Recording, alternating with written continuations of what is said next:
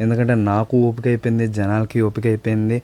కానీ డిఎస్పి అనే మళ్ళీ డ్రెస్ చేంజ్ చేసుకొచ్చాడు. ఖరే ఇదే లాస్ట్ యాక్ట్ అని చెప్పేసరికి ఇంకా జనాలు కూడా ఫుల్గా ఊగిపోయారన్నమాట, ఓపిక లేకపోయినా.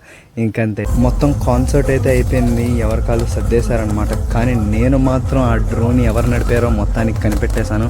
He is the cute fellow. Okay, final verdict వచ్చేసి నాకైతే బాగానే అనిపించిందండి.